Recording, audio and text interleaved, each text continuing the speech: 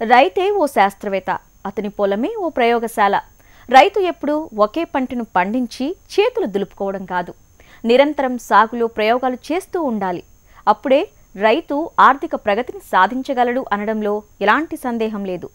ఎప్పుడూ పండించే వరి, పత్తి, మిరప, మొక్కజొన్నే కాదు, ఉద్యాన పంటల సాగుతోనూ రైతు ఏడాది పొడవునా ఆదాయం పొందవచ్చు. అందుకు నిదర్శనంగా నిలుస్తున్నారు రంగారెడ్డి జిల్లాకు చెందిన అభ్యుదయ రైతు హరిబాబు. తనకున్న 10 ఎకరాల పొలంలో 10,000 రకాల చెట్లను సాగు చేస్తూ లాభదాయకమైన ఆదాయాన్ని ఆర్జిస్తున్నారు. సమగ్ర వ్యవసాయ విధానాలను అనుసరిస్తూ సాగులో విజయపదంలో వెళ్తున్న హరిబాబు గారి వ్యవసాయ క్షేత్రాన్ని మనము చూసొద్దాం పదండి.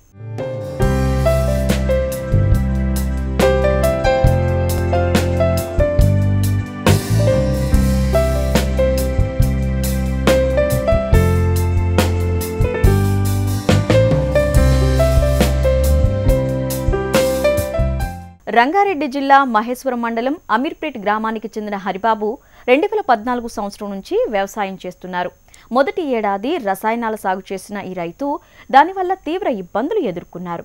అప్పుడే ప్రకృతి సాగు విధానాలు, సమగ్ర సేద్య పద్ధతుల గురించి తెలుసుకున్నారు.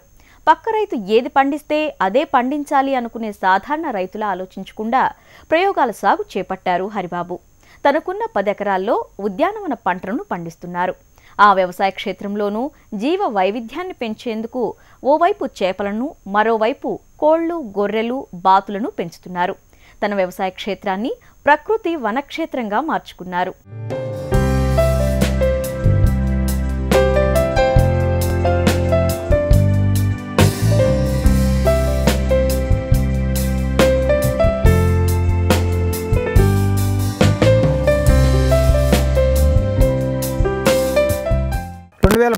నుంచి ఇక్కడ వ్యవసాయం చేస్తున్నాను. ఒక 10 ఎకరాలు తీసుకున్నాను. ఒక హార్టికల్చర్ గార్డెన్గా డెవలప్ చేశాను. అందుట్లో కూడా హై డెన్సిటీ ప్లాంటేషన్ చేశాను. ఈ 10 ఎకరాల్లోనే దరిదాపు 10,000 చెట్లు పెట్టాను. అది కూడా 1 ఇంచు బోర్తోనే 10,000 చెట్లు బతికిస్తున్నాను. ఈ 10,000 చెట్లలో 3,000 చెట్లు పళ్ళ చెట్లు ఉన్నాయి. 100 రకాలైన పళ్ళు, దరిదాపు ఈ జామ, పనస, నేరేడు, మామిడి, సపోటా ఇలాంటి పళ్ళు, దేశవాళీ పళ్ళు కాక లిచ్చి, తాయ్ లిచ్చి, డ్రాగన్లు, ఇలాంటి అవకాడోలు, మెక్సికో అవకాడోలు, బ్రెజిల్ జబోటికాల దాకా ఎన్నో దేశాల ఫ్రూటు, పాల్సాల దగ్గర నుంచి రకరకాలైన ఫ్రూటు, మన కిన్నోలు, నోనీలు ఇవన్నీ ఉన్నాయన్నమాట. ఈ దాదాపు 100 రకాల ఫ్రూట్ ఉంది. ఇవి కాక 4,000 చెట్లు ఎర్రచందనం, చందనం ఉన్నాయి. 2,000 ఎర్రచందనం, 2,000 పైన శ్రీగంధం చెట్లు ఉన్నాయి. ఇవి కాక 180-170 రకాల హెర్బల్స్ ఉన్నాయి, ఔషధ మొక్కలు అంటారు. అశ్వగంధ దగ్గర నుంచి, అలోవేరా దగ్గర నుంచి, రకరకాల వెప్ప దగ్గర నుంచి, కనక చంపాకం, దేవకాంచనం ఇవన్నీ చక్కగా పెరుగుతున్నాయి అన్నమాట. ఇవన్నీ నా తోట సమగ్ర స్వరూపం. దీని పేరు Atal Bihari Vajpayee horticulture research centre అని పేరు పెట్టుకున్నాను అనమాట. దీంతోనే నేను రకరకాలైన పంటలు పండిస్తూ ప్రయోగాలు చేస్తూ ఉన్నాను. నా తోటలో మెయిన్ ఒక ముందు 1 ఇయర్ వరకు రసాయనిక వ్యవసాయమే చేశాను. గత 4 సంవత్సరాల నుంచి, అంటే 2015 మధ్య నుంచి నేను ఒక గో ఆధారిత వ్యవసాయానికి వచ్చేసాను. కౌ బేస్డ్ ఫార్మింగ్కే వచ్చేసాను అనమాట. ఇప్పుడైతే నాకైతే 10 ఆవులు ఉన్నాయి. ఈ ఆవులు తీసుకొచ్చాను. ఒక సుస్థిర వ్యవసాయం లాగా దీన్ని మెల్లమెల్లగా మార్చేశాను. కోళ్ళు ఉంటాయి, చేప పిల్లలు ఉంటాయి, గొర్రెలు ఉంటాయి, బాతులు ఉంటాయి, అన్ని రకాలైన జీవజాలం ఉంటుంది. ఇవన్నీ కలిపి నా తోట యొక్క సమగ్ర స్వరూపం ఇది. చక్కగా బయోడైవర్సిటీకి నిదర్శనంగా, చక్కగా ఒక సుస్థిర వ్యవసాయం లాగా, సమగ్ర వ్యవసాయం లాగా 1960 ముందు ఏ విధంగా వ్యవసాయం ఉండేదో ఇప్పుడు అదే విధమైన వ్యవసాయం ఇక్కడ క్రియేట్ చేసుకోగలిగాను. ఈ రసాయనిక వ్యవసాయాలు ఉన్నందుకోసం చాలా ఇబ్బంది పడి దాంట్లోంచి బయటపడి ఈ గత 4-4.5 సంవత్సరాల నుంచి నేను చక్కగా వచ్చి ఈ క్షేత్రాన్ని ఈ విధంగా ఒక ప్రశాంతంగా, ఒక ప్రకృతి వనక్షేత్రంగా తయారు చేసుకోగలిగాను. 1 ఎకరంలో సాగు చేసే వరికి సరిపడే నీటితో 10 ఎకరాల్లోని ఉద్యాన పంటలకు నీటిని అందిస్తున్నారు ఈ రైతు. తన పొలంలో ఉన్న బోర్లోని 2 అంచెల నీరే తనకు మంచి దిగుబడి సాధించి పెడుతుందని చెబుతున్నారు. దీని ద్వారా నికర ఆదాయం లభిస్తుందని, సుస్థిరమైన వ్యవసాయం చేయవచ్చునని హరిబాబు అంటున్నారు. రైతులు వరి సాగు చేసి పెట్టుబడులను పెంచుకొని నీటిని వృధా చేయడం కంటే ఉద్యానవన పంటల సాగు వైపు అడుగులు వేయాలని సూచిస్తున్నారు. వరి సాగు ద్వారా వచ్చే ఆదాయం రైతుకి సరిపోదని, ఏడాదంతా నికర ఆదాయం పొందాలంటే రైతు పండ్ల సాగు చేపట్టాలని చెబుతున్నారు. మన తెలంగాణలో దరిదాపు నియర్లీ 1.5 ఎకరాల సాగులోకి వచ్చింది. 60 లక్షల మంది రైతాంగం ఉంది. ఈ రైతాంగంలో నియర్లీ ఇక్కడ 24 లక్షల బోర్ కనెక్షన్లు ఉన్నాయి. వ్యవసాయ అగ్రికల్చర్ కనెక్షన్లు ఉన్నాయి. అంటే 24 లక్షల బోర్లు ఉన్నట్టే కదా. ఈ బోరు మీద వ్యవసాయం చేసేవాళ్ళు వాళ్ళ వ్యవసాయంతో ఏం చేస్తున్నారంటే 10 ఎకరాలు 5 ఎకరాలు ఉంటే అరెకరం వరేస్తారు. ఒక బోరుతో అరెకరం వరి కంటే ఎక్కువ నీళ్ళు రావు. అదే రైతు 6 ఎకరం వరి ఆపేస్తే 10 ఎకరాలకి హార్టికల్చర్ గార్డెన్స్ డెవలప్ చేయొచ్చు. ఉదాహరణ నేను చెప్తాను. నా తోటలో 10,000 చెట్లు అని చెప్పాను హై డెన్సిటీ మెల్ట్లో. ఈ 10,000 చెట్లకి నేను సింగిల్ బోరుతోనే నేను వ్యవసాయం చేస్తున్నా. ఒకే ఒక్క బోరు 2 ఇంచుల బోరుతోనే వ్యవసాయం చేస్తున్నా. ఎందుకు చేయరు? మీరెందుకు చేయలేరు? మీరు ఎంతసేపు ఉండి ఆ వరికి వెళ్తారు, అది 4 నెలలు పంటే. ఆ వరి అవ్వగానే మీకు పని ఏంటి? పని ఉండదు. అదే మీరు 6 ఎకరం వరేసే బదులు మీరు ఈ హార్టికల్చర్ క్రాప్లు కనుక మీరు రాగలిగితే కనీసం 23 లక్షల బోర్ల కింద 40-50 లక్షల ఎకరాలు సాగు చేస్తున్నారు. దీంట్లో సగం మంది అయినా సరే హార్టికల్చర్ కనుక డైవర్ట్ అయితే మీకు రెగ్యులర్గా సంవత్సరం మొత్తం పని ఉంటుంది. మీకు ఆదాయం ఎక్కువ వచ్చింది. మీరు ఈ అరెకరం చేసే వరితో 10 ఎకరాల హార్టికల్చర్ చేసుకోవచ్చు. ఎప్పుడు నికర ఆదాయం పాడికుండలాగా. ఇట్లాగే నేను ఇంత చేస్తున్నాను, మీరు ఎంతో కొంత మీరు కూడా చేయొచ్చు. మీరు మీ పాడి మీరు పండించుకోవచ్చు. మీరు 100-200 కోళ్ళు వేసుకోవచ్చు.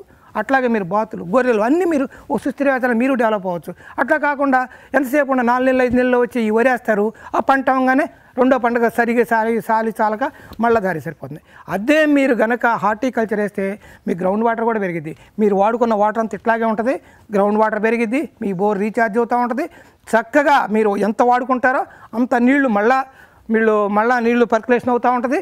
చక్కగా మీరు ఏం చేస్తారంటే 10 ఎకరాల్లో మంచిగా హార్టికల్చర్ చేస్తే మీకు సంవత్సరం పొడుగుతా పని ఉంటుంది, ఆదాయం కూడా మంచిగా వస్తుంది. కాబట్టి మన రైతాంగం కూడా గమనించాలా, నీరు వేస్ట్ చేయొద్దు. 1 కేజీ వడ్లు పండించడానికి 5 నుంచి 6,000 లీటర్ల నీళ్లు ఖర్చు పెడతాం. ఇదివరకట్లాగా కాదు. ఇప్పుడు రైతుకి ప్రతి దాంట్లో ఖర్చులు పెరిగిపోయినాయి. మిగతా వాళ్ళంతా సాఫ్ట్వేర్ ఎంప్లాయీస్ను, ఉద్యోగస్తులను, బిజినెస్లలో వాళ్ళకి ఇన్కమ్ బాగా వస్తుంది. రైతుకి అంత ఇన్కమ్ రావట్లా. ఒక వరి మీద వచ్చే ఆదాయం రైతుకు చాలదు. మీరు 24 గంటలు పనిచేయాలి, 366 రోజులు పనిచేయాలి. చేసి ఇట్లాంటి హార్టికల్చర్లు కన్నా డెవలప్ చేసుకోగలిగితే రెగ్యులర్ ఆదాయం ఉంటుంది.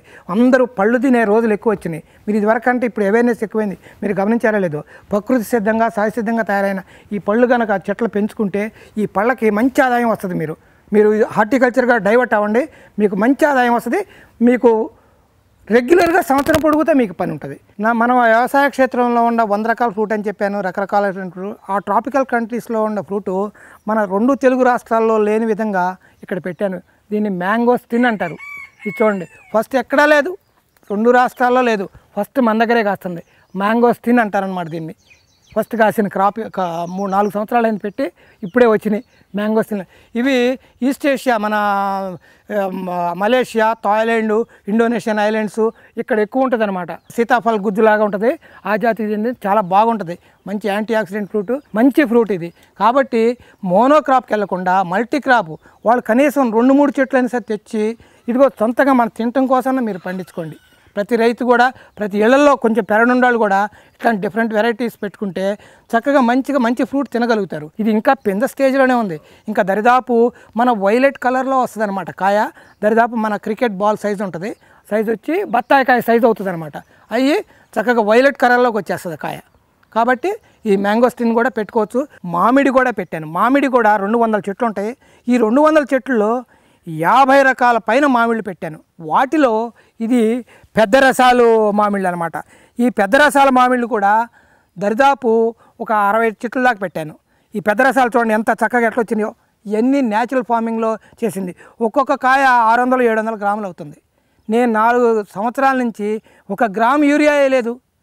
ప్రకృతి వ్యవసాయంలో చేస్తే ఇంకో గొప్పతనం ఉంది, మజా ఉంది. ఎలాగంటే ఈ కాయ రాలదు, మన కోసిన దాకా రాలదు.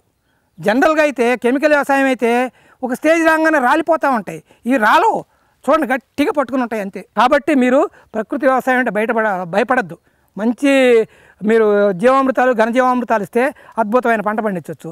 అదేవిధంగా నేను చూడండి బయోడైవర్సిటీ నా వెనకాల ఉన్న ఈ ఎకరంలో 180 రకాల హెర్బల్ ఉందండి. 180 రకాల హెర్బల్ నేను ఇక్కడే పెట్టా. మీరు చూడండి, ఈ పక్కనే ఉంటుంది.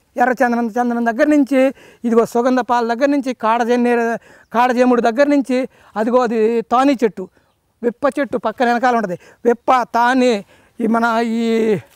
ఇక్కడ చూస్తేనేమన్నా అడ్డసర, అశ్వగంధ ఒకటి కాదండి, కనక చంపాకం, దేవకాంచనం, ఇది అంతా 170-180 రకాలు హెర్బల్ అంతా ఔషధ మొక్కలన్నీ ఈ 1 ఎకర్లోనే ఉంటాయి. నేను వాటికి సపరేట్ ప్లేస్ ఇవ్వలేదు. ఈ మామిడి చెట్లు, ఈ సపోటా చెట్లు, ఈ చందనం చెట్ల మధ్య ఈ హెర్బల్ అంతా పెంచుతున్నాను అనమాట. వాటికి సపరేట్ ప్లేస్ ఇవ్వక్కర్లేదు కూడా. కాబట్టి మీరందరూ కూడా మీ తోటలో ఔషధ మొక్కలు కూడా పెంచుకోవచ్చు. ఇంకొక విషయం, వీటన్నిటితో పాటు ఈ చేపల చెరువు చూడండి ఎంత నీట్గా చక్కగా చిన్నది పాండు 35x15 వేసేసాను.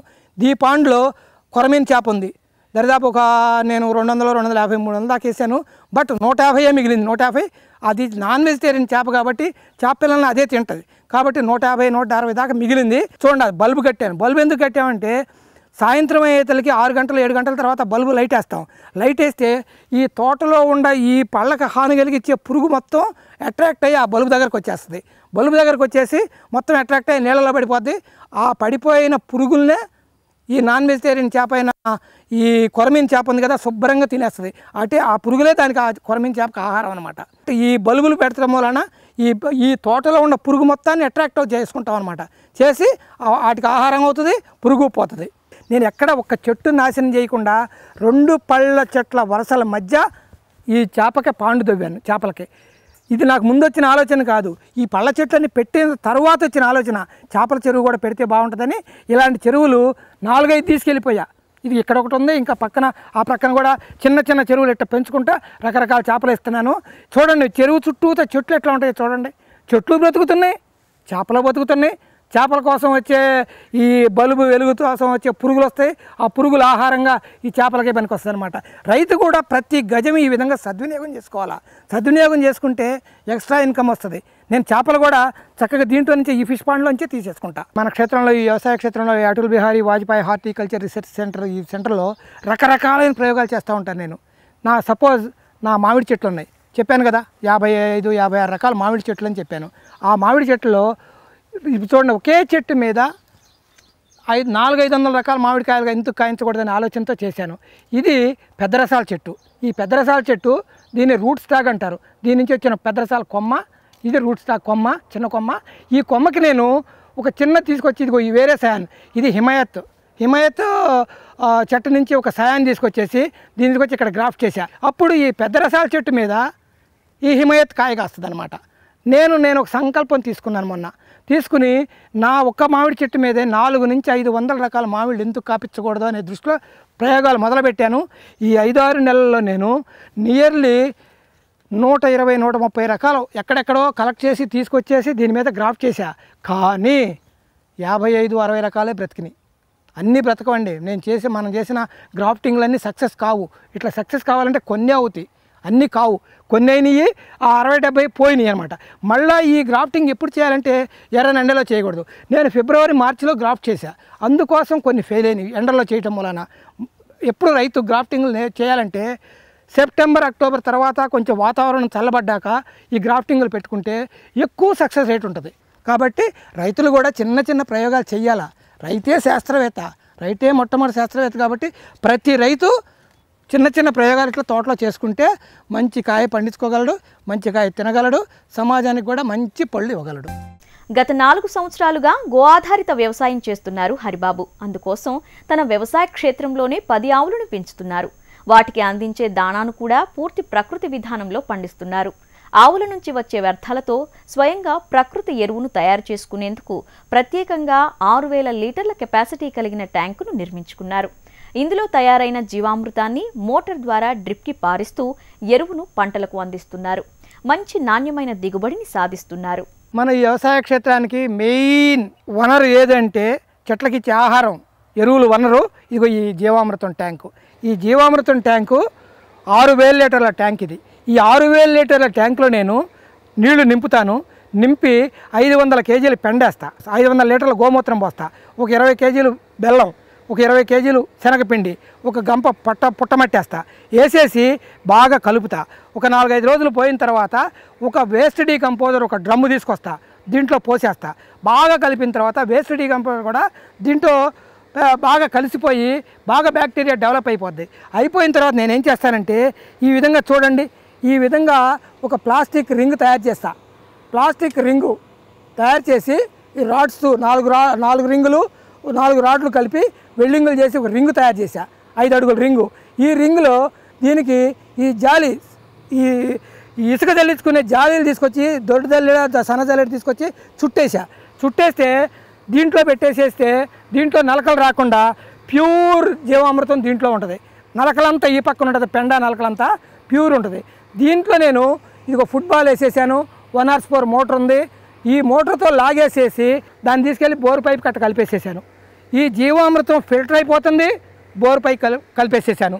కాబట్టి ఈ జీవామృతం మొత్తం బోరు పైపు ద్వారా మొత్తం మొక్కకి డ్రిప్పులుగా మెల్లగా వెళ్ళిపోద్ది అనమాట. ఇది చాలా చిన్న టెక్నిక్.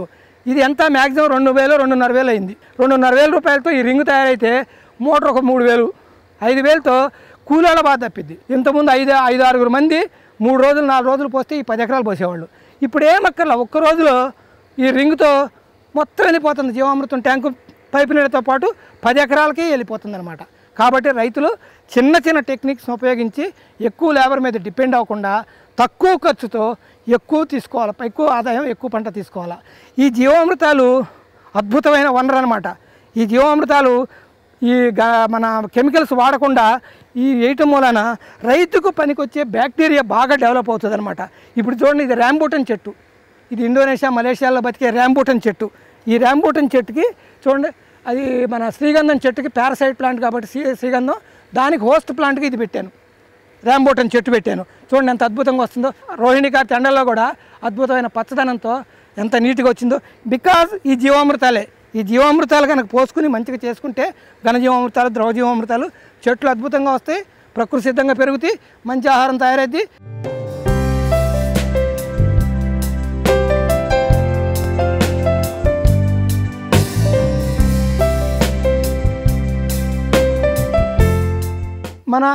మన వ్యవసాయ క్షేత్రంలో ఒక 10 ఆవులు ఉన్నాయండి. సుస్థిర వ్యవసాయం అన్నాను కదా, 10 ఆవులు ఉన్నాయి. ఈ 10 ఆవులకి నేను గడ్డి దరిదాపు బయట నుంచి నేను ఎక్కువ తీసుకురాను. పచ్చిగడ్డి అయితే నేను ఇక్కడే పెంచుకుంటా, నాకు ఎక్కడా జాగలేదు. ఈ పళ్ళ చెట్ల మధ్య నేను గడ్డి పెంచుకుంటా. ఈ పళ్ళ చెట్ల మధ్య ఈ లైన్స్ ఉన్నాయి కదా, ఈ లైన్ మధ్య దున్నుకుని చక్కగా 3-4 రకాల గడ్డి. ఇది జింజువా గడ్డి అంటారు. ఇది గుజరాత్లో ఫేమస్ జింజువా గడ్డి, జింజువా అంటారు. దీని తర్వాత అక్కడ చూస్తే సూపర్ నేపియర్ ఉంది. సూపర్ నేపియర్ గడ్డి అంటారు, గనుపుల గడ్డి అంటారు. అది ఎకరానికి 200 టన్నులు వస్తుంది అది సంవత్సరానికి. ఇదైతే 50-60 టన్నులే వస్తుంది. ఇది 3 నెలలకు ఒక కోత వస్తుంది. అదైతే 2 నెలలకు ఒక కోత, మళ్ళీ 3 నెలలకు ఒక కోత వస్తుంది. 200 టన్నుల పైన వస్తుంది ఎకరానికి. కాబట్టి ఇట్లాంటివన్నీ గడ్లన్నీ నేపియర్లు ఇట్లాంటి గడ్లన్నీ పెంచి నేను నా ఆవుల కోసం చేస్తా. నేను వేరే భూమిని నేనే ఉపయోగించలేదు, ఈ పళ్ళ చెట్ల మధ్య చేస్తా. ఇదిగో ఇది చూడండి, బత్తాయి చెట్టు. ఈ బత్తాయి చెట్లు, ఇదిగో శ్రీగంధం చెట్టు, ఇది బార్బరా ఫ్రూటు, అది సూపర్ నేపియర్ గడ్డి. ఆ ఎర్రచందనం చెట్లు, ఇది చూడండి, ఇది జీలగ, శ్రీగంధం, మామిళ్ళు, చెరుకులు, సపోటాలు ఈ గడ్డి మధ్య ఉంటాయి చూడండి. ఇదంతా ఇది చైనా బాదం. అది చూడండి, చుట్టూ అన్నీ అవే రకరకాలైన ఫ్రూట్స్ ఉంటాయి, రకరకాలైన చెట్లు ఉంటాయి. ఇవన్నీ చక్కగా మంచి ఒక జీవవైవిధ్యం ప్రతీకగా ఉంటాయి. ఈ చెట్ల మధ్య నేను గడ్డిని పెంచుకుంటా, ఎందుకంటే వేరే ప్లేస్ నాకు లేదు. ఈ ప్లేస్లోనే నేను గడ్డి చక్కగా, ఈ గడ్డి కూడా నేను నీళ్లు మామూలు నీళ్ళు ఇవ్వనండి. దీని పక్కనే చేపల చెరువు ఉంది నాకు, చిన్న గుంట. ఆ గుంటలో 20-25 రోజులకు ఒకసారి చేపల యూరిన్ మూత్ర మల విసర్జన చేస్తూ ఉంటాయి. ఆ నీళ్ళన్నీ తీసుకొచ్చి 20 రోజులకు ఒకసారి దీంట్లో పెడతా ఉంటా. ఆ గుంటలో నీళ్ళన్నీ తీసుకొచ్చి ఈ గడ్డికి పెడితే ఆ మూత్రం, చేప మూత్రంలో ఎక్కువ అమోనియా ఉంటుంది, యూరియా ఉంటుంది. కాబట్టి నేను వేరే ఎరువులే ఎక్కర్లేదు, కొద్దిగా గొప్ప జీవామృతాలు ఇస్తాను, ఆ యూరియానే సరిపోద్ది. చక్కగా చూడండి ఎంత నల్లగా వచ్చేస్తుందో చూడండి. కొత్తగా యూరియాలు, డిఏపీలు, ఫాస్ఫేట్లు ఏమీ ఎక్కర్లేదు. మన చేపలు పోసిన మూత్రము, ఆ మల విసర్జితాలే వీటికి ఎరువులు. ఈ ఎరువులతో చక్కగా న్యాచురల్ ఎరువులతోనే ఈ గడ్డి పెరిగిద్ది. ఈ గడ్డిని తీసుకెళ్ళి చక్కగా నేను నా ఆవులకి చాప్ కట్ట ద్వారా చాప్ చేసేసి ఎరువులుగా ఆవులకు పెట్టేసుకుంటూ ఉంటాను అనమాట.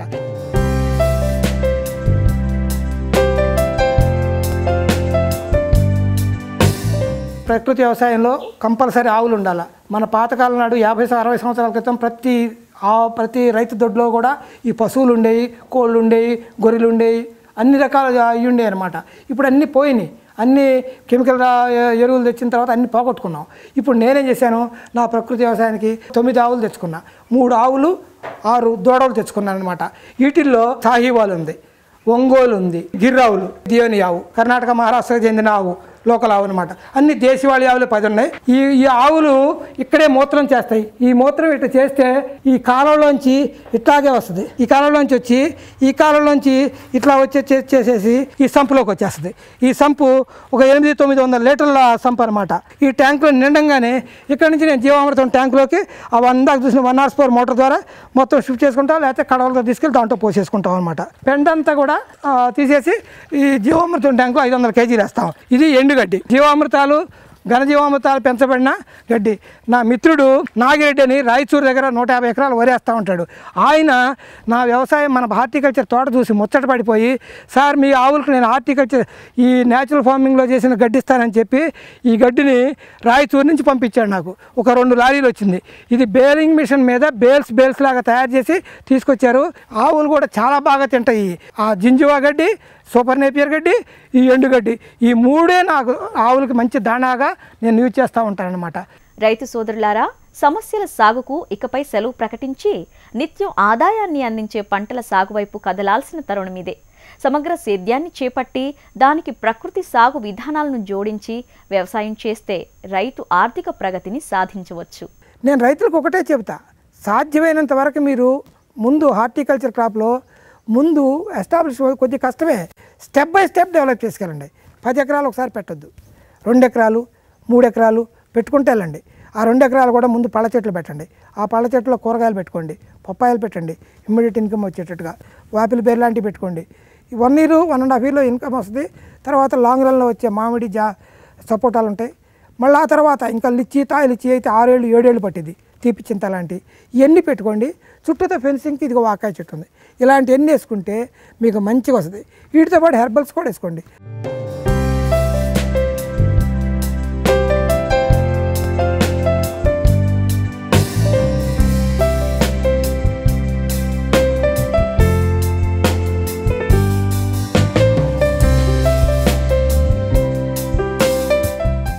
ఇది వాల్టి నేల తల్లి కార్యక్రమం.